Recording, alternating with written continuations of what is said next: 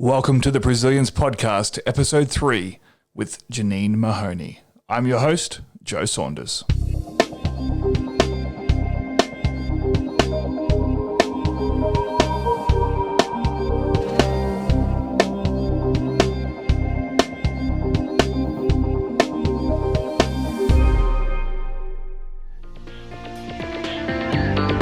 This episode is brought to you by R2S Security, the specialised security and risk division of the Risk to Solution Group.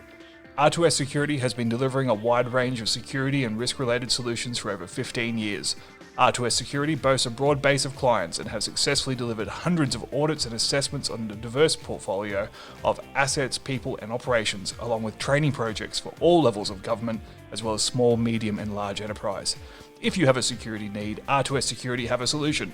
To find out more, please visit R2S Security online at www.risk2solution.com. That's www.risk2solution.com. My guest for this episode is Janine Mahoney.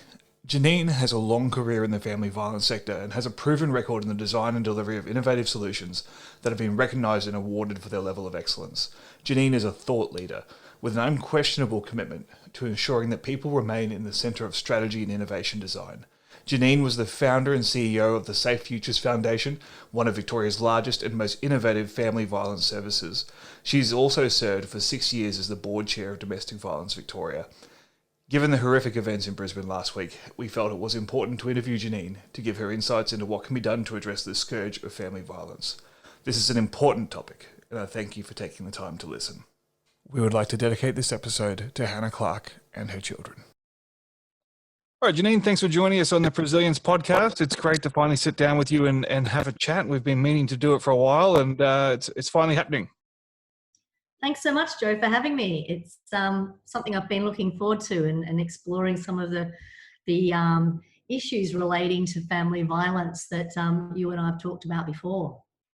Yeah, absolutely. And unfortunately, it's a timely discussion with a tragedy that's just happened in Brisbane this past week. But before we dive into that, for listeners that may not know much about you, other than the intro that I've just given, could you sort of talk through your background as it relates to domestic and family violence and the work you've done in that space? Yeah, sure. Look, I've been in the family violence sector for a very long time. I actually did my thesis at university on family violence responses, and that was when I was 20 years old, and a very long time ago. Refuges had just been opened and they weren't even funded at that point. So I've been right through the process of the sector just beginning to emerge through to where we are now. I went from university, though, into working in government, and I was part of the team as a program advisor and then the state manager for the team that was delivering the funding for family violence and homelessness services. And it was a great complementary insight that I got into how we need to work collaboratively. From government, though, I went back out into working in the sector, and through a number of smaller family violence agencies, I saw that there were inherent challenges within the system.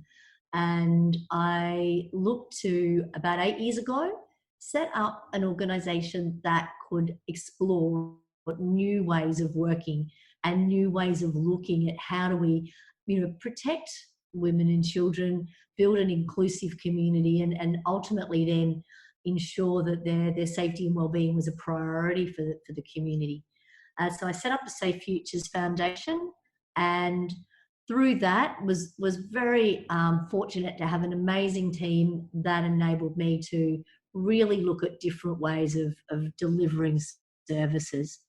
About 2 years ago, I had the opportunity to move into consulting and into a space of consulting with both government and corporate organisations to look at better ways of building inclusion, safety and wellbeing. And I set up a new consulting model called Impact Architecture, which is bringing together social impact and business architecture. And that framework looks at placing people in the centre and ensuring their families and the communities then are wrapped around them to make sure that they get the very best experiences and outcomes possible.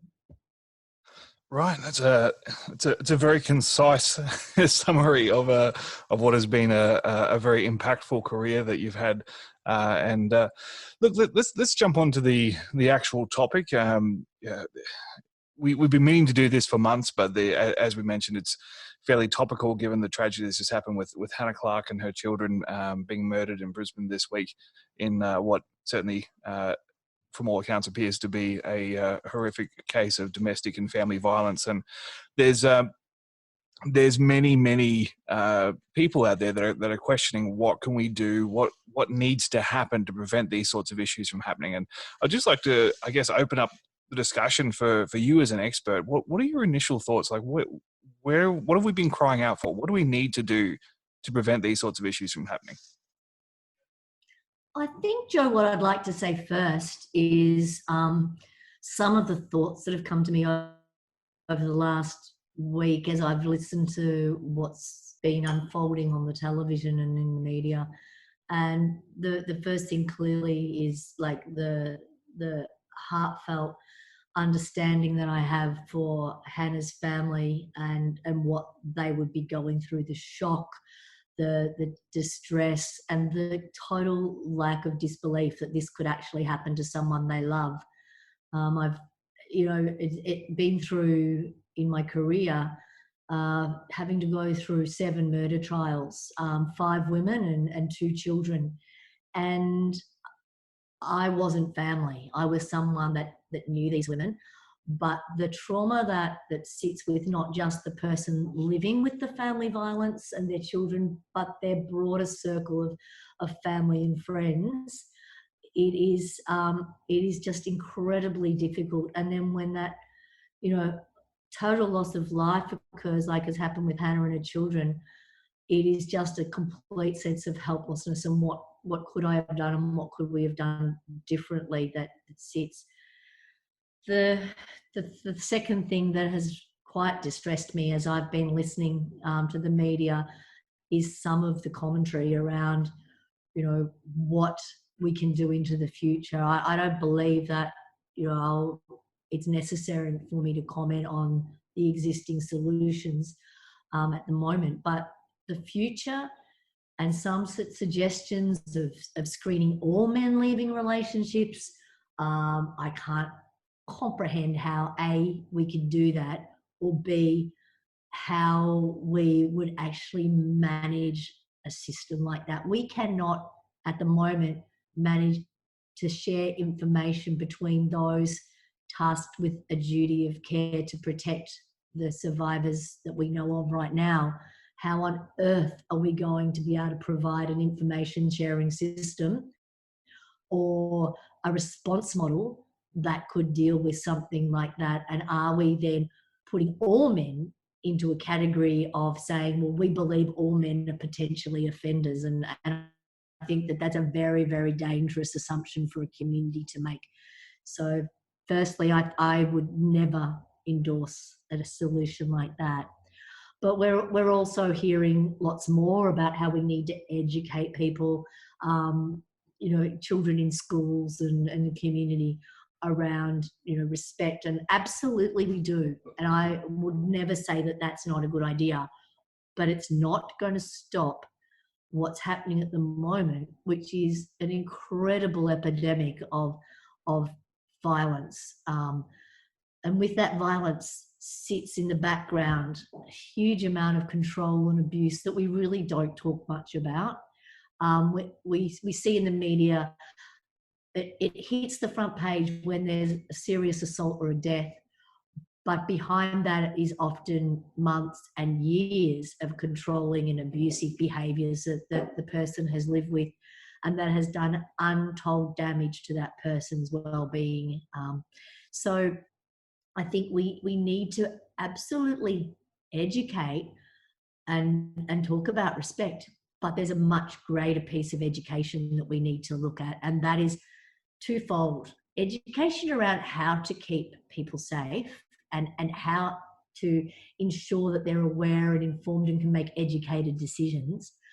And this is not just the people that are living that experience of family violence, but also the people that are first responders and frontline professionals, giving them the knowledge as well, because I don't think a lot of people realise the enormous risk that sits with those people in their jobs, and they need to be given absolutely every piece of support and information and training that as a community we can possibly give them, because without those workers we're going to not be able to ever protect those that are at risk. So the training that we and education we need to look at is actual practical skills and practical solutions around what to do for people that are at risk right now. We need to look to the future. We need to change attitudes. But most importantly, right now, we need to be able to change the way the system works and to turn that around. Absolutely. And I think in most problems of this nature, whether it's in this space or others, there is a long-term play with a cultural change or an attitudinal change, which is realistically takes generations to occur. And it's not saying that we don't need to start that now, because it has to start somewhere. But we also have to look at the immediate situation, those that are at risk now, not just their children or grandchildren. Absolutely. Like we've forgotten for so long the children. And I know when a child dies, we do hear about that in the media. But Joe, what I've seen after decades of working in the sector, and it's showing my age, but that's like 35 years now. The majority of people in our community that are living with family violence are children. 3/4 of the clients that come to family violence services are children. That's well over 1 million children in our community that we know of that are reported to be living with family violence.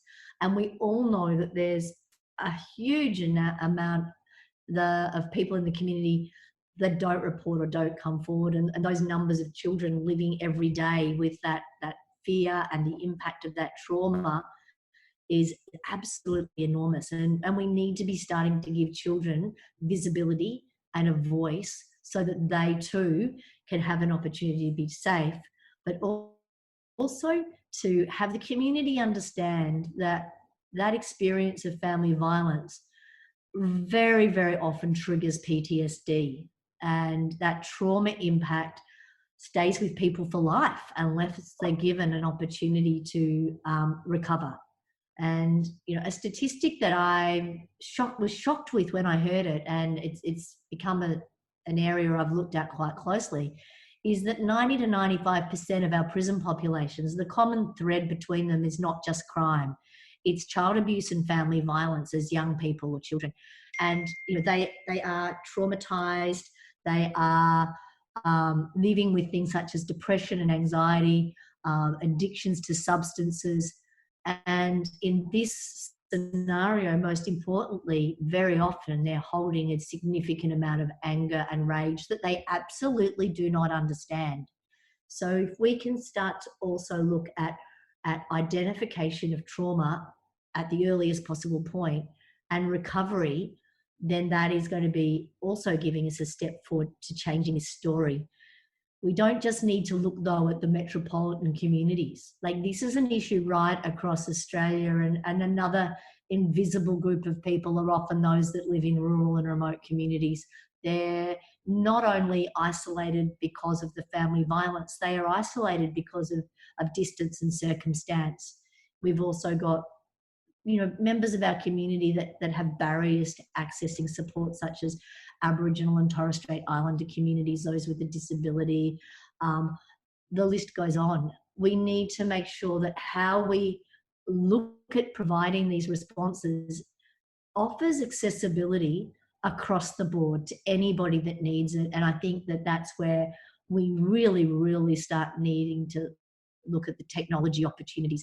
We've talked about technology enabling control and abuse, but what we need to do also is flip that and look at the enormous benefits that technology can offer in creating personal safety and connected communities.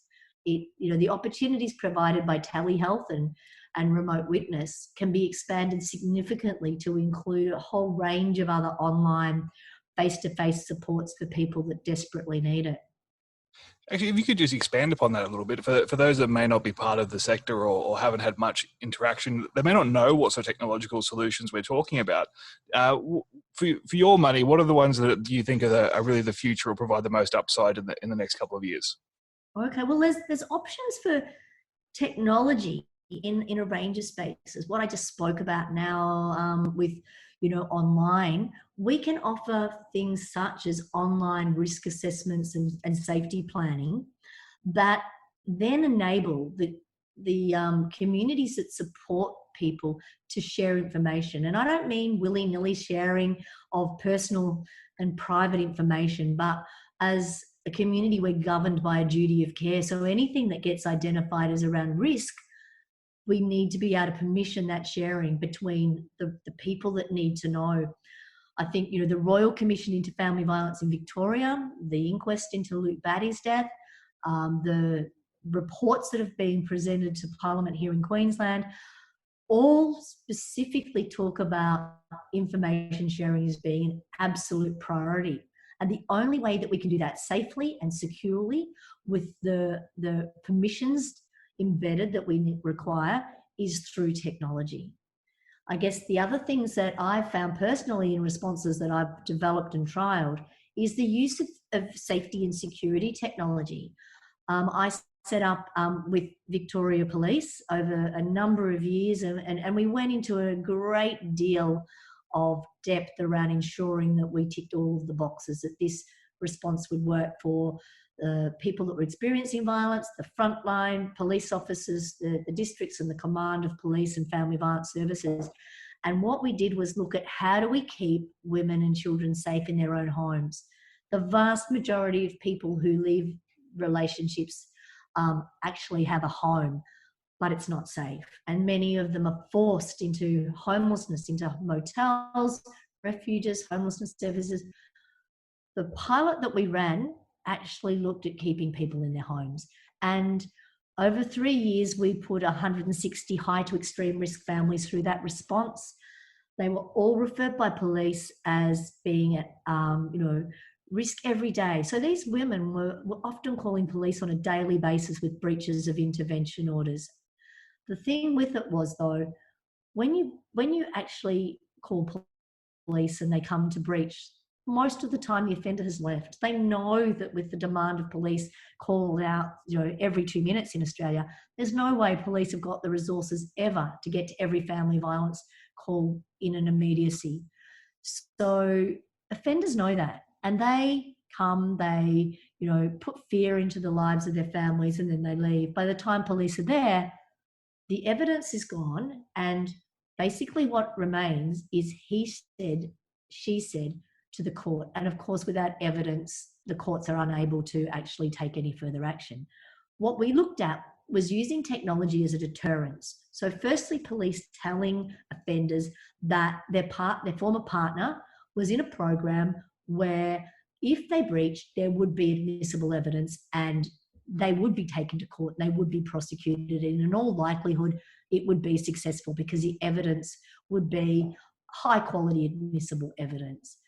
It was also explained to these offenders that if that occurred and the prosecution was successful and they were convicted, what was once a civil matter with an intervention or domestic violence order would become a criminal offence, and they would be then liable to all of what occurs with a criminal offence. It would be public knowledge. It would impact on their ability to be employed. It would be limiting in where they can travel. Many overseas countries do not let you travel there if you have a crime against a person recorded against your name. So all of a sudden, a consequence sits to the person who's creating that fear and harm. So we had 160 families being breached every day, $900 to $1,000 spent on a police call out each time, to actually having 97% of those families never creating the need for a police call out again. So the breaches stopped and the women and children were able to remain safely in their home. So what we actually put into that response was we did comprehensive property audits to look at what were the risk factors, and we put CCTV cameras in that would be able to live stream and securely store the images as admissible evidence. We also put in place a personal safety device for the woman where if she was at any risk, she could immediately activate the personal safety device, which would then live stream audio and GPS location. For me, it's very exciting that there's a product now on the market that is world leading that also now live streams video. So you've got every avenue of evidence collection available, but it also immediately verifies for the monitoring centre and then police that there is an incident. It enabled police to do a response with a priority approach and be informed by the monitoring centre on their way there what was happening as the event unfolded. So this model of use of technology for safety and security was evaluated and funded by government on its third trial, and it was found to be incredibly successful, and it was recommended for funding. It was evaluated yet again through the Royal Commission into Family Violence, and it was evaluated by the Commonwealth Government and the Prime Minister's Department, and funding has rolled out across states and territories from both the Commonwealth and the states to implement this response model right across the country. Unfortunately, and the comment I'm about to make will possibly not be popular with many people, but I'm going to make it anyway, that funding has not been used at all in the way that it was intended. The model that we set up with great diligence with police has been modified and changed, and the accountabilities and the specifications for technology haven't been followed. And instead of a national framework that can actually really guide professionals and frontline and first responders, has become something that's different in every part of the, not just every part of the country, but in different states and territories, it's different in regions. And so the consistency has meant that it really hasn't been implemented at all. And it's very, very sad and distressing for me to know that we have a model that worked so well that is now not being utilised in the way that it was intended by the politicians who funded it. And hopefully we can re-look at that model and re-look at those evaluations and say this is what we need. After all of this time in family violence, I absolutely believe deterrence models are critical. Why would we leave people in a state where they're at risk and unsafe until the worst possible point and respond at that time of crisis, rather than identify risks at the earliest possible point and then look to deter offenders from committing those crimes? Having a crisis response allows us to have a tolerance to risk that is far too high. There is no accountabilities for monitoring those risks and mitigating them where there is in a deterrence model. The deterrence model focuses highly and at all times on the risks and then ensures that mitigators are put into place. I think that, when you're taking it from the position of the person who's living with this rather than the position of organisations or the community in general, every single time the person will want the model that deters offenders, not just the model that enables a fast response if something goes wrong. We only want that fast response for the smallest number of people where no matter what we do, nothing's going to work, and we must then get immediate action. For everybody else, if we can put something in place that keeps people safe and also enables the community to feel that they have an understanding of each individual circumstance, then I truly believe we have a very, very strong obligation to do that. Absolutely. And I think if we look at that through the lens of any other risk management discipline, we would never be endorsing, or let's just be really good at reacting and responding. We always try to strive for prevention, and I think it has to be the approach. Just as we close out, I'd like to get your thoughts on something. We nearly always talk about this topic through the lens of government intervention and government funding and authorities and policing and policies and allocation of budget and so on. What do you think the role of private business is in the realm of family and domestic violence in terms of being able to provide support or various structures to assist their staff members that may be experiencing domestic and family violence in the home? Okay, so I think it's twofold.